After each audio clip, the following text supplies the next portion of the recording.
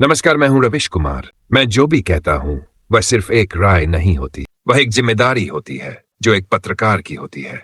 और आज की बात महज कोई खबर नहीं, बल्कि उस अंधेरे की पड़ताल है जिसे चकाचौंध में छिपा दिया गया है। आज हम बात करेंगे एक ऐसे फैसले की जिसने पूरे देश की कारोबारी आत्मा को झकझोर दिया। वह है जीएसटी। हाँ, वही वस्तु एवं सेवा कर जिसे एक राष्ट्र एक कर की ऐतिहासिक पहल बताकर लागू किया गया था, लेकिन जिसकी असलियत करोड़ों छोटे व्यापारियों, कुटीर उद्योगों और आत्मनिर्भर परिवारों के लिए एक बुरे सपने जैसी बन गई। मैंने कभी आपसे नहीं कहा कि वीडियो को लाइक कीजिए, शेयर कीजिए या चैनल को सब्सक्राइब कीजिए, लेकिन आज मैं ये निवेदन कर रहा हूं, इस वीडियो को पूरा देखिए। अगर आपको लगता है कि देश में पत्रकारिता की अब भी कोई जरूरत है, अगर आप मानते हैं कि सच्चाई की एक आवाज अब भी जरूरी है, तो यह वीडियो देखना आपकी जिम्मेदारी है। 1 जुलाई 2017 यानी वह तारीख जब केंद्र सरकार ने वस्तु एवं सेवा कर यानी जीएसटी को लागू किया। प्रचार में इसे बताया गया था कि यह व्यवस्था पारदर्शी होगी, सरल होगी और पूरे भारत के लिए समान होगी। मगर जमीन पर जो कुछ हुआ उसने लाखों छोटे व्यापारियों की रीढ़ तोड़ दी।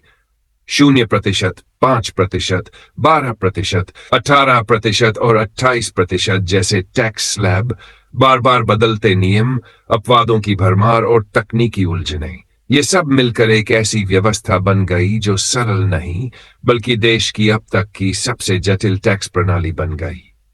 एक छोटा दुकानदार हो या एक हस्तकला उद्योग चलाने वाला, हर किसी को अब न केवल हर महीने कई रिटर्न भरने पड़ते हैं, बल्कि एक तकनीकी पोर्टल से जूझना पड़ता है जिसमें लॉगिन करने से लेकर चालान बनाने तक हर प्रक्रिया में कोई न कोई परेशानी खड़ी हो जाती है। और ऊपर से सीए, एजेंट्स और दलालों पर निर्भरता ने उनकी आत्मनिर्भरता छीन ली। गांवों के व्यापारी हो या कस्बों के उद्यमी, हिंदी भाषी क्षेत्रों में तो ये जीएसटी एक डिजिटल फांसी बन गया। डिजिटल इंडिया के नाम पर जिस तंत्र को खड़ा किया गया वह इतना असमान और असंवेदनशील था कि हजारों व्यापारी आज भी इस व्यवस्था से बाहर रहने में ही भलाई समझते हैं। और नुकसान केवल इतना नहीं हुआ कि व्यापार ठप हुए। जब छोटे व्यापारी टूटते हैं तो नौकरियों पर असर होता है। लघु और मध्यम उद्योग, जिनका देश के रोजगार में 90% से भी ज्यादा योगदान है, वो एक के बाद एक बंद होते चले गए। बेरोजगारी बढ़ी, आत्महत्या जैसे कदम बढ़े और लोगों ने कारोबार छोड़कर किसी और रास्ते की तलाश शुरू कर दी। अब बात करते हैं असली विडंबना की। ये टैक्स सिस्टम जिनके लिए सबसे अधिक घातक था, वही लोग इसके सबसे बड़े शिकार बने।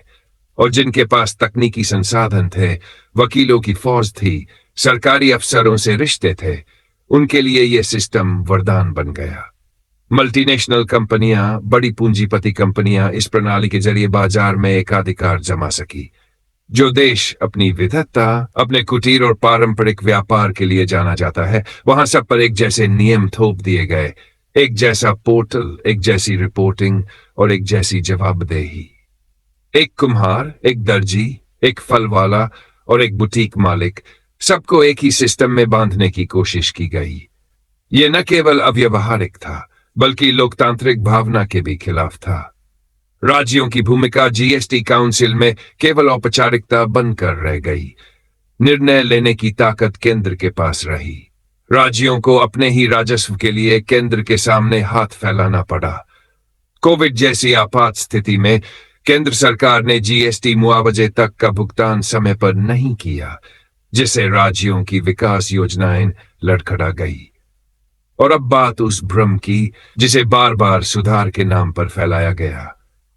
हर महीने कोई नया सर्कुलर, नई प्रक्रिया, नया पोर्टल, नई क्लासिफिकेशन लाकर व्यापारियों को इतनी असमंजस की स्थिति में डाल दिया गया कि वे ये तक नहीं समझ पा रहे हैं कि उनकी वस्तु किस टैक्स स्लैब में आती है।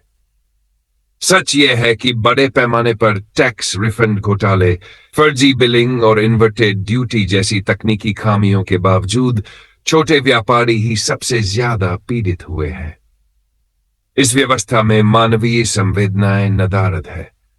ये इतना कानूनी और तकनीकी बना दिया गया है कि ये जमीन से कट गया है। केंद्र सरकार को यह स्वीकार करना ही होगा कि यह कर प्रणाली अपनी जमीनी विफलता के कारण आज जन विरोधी बन चुकी है। यदि भारत को वास्तव में आर्थिक महाशक्ति बनना है तो सबसे पहले इस टैक्स प्रणाली का पुनर्रचना करना जरूरी होगा, ताकि भारत का हर व्यापारी, हर राज्य और हर उपभोक्ता आर्थिक रूप से स्वतंत्र, सशक्त और आत्मनिर्भर बन सके। और ये सच्चाई कहने के लिए एक पत्रकार को न तो डरा सकते हैं, न ही चुप करा सकते हैं, क्योंकि जब आवाज दबा दी जाती है तो सवाल और तेज हो जाते हैं।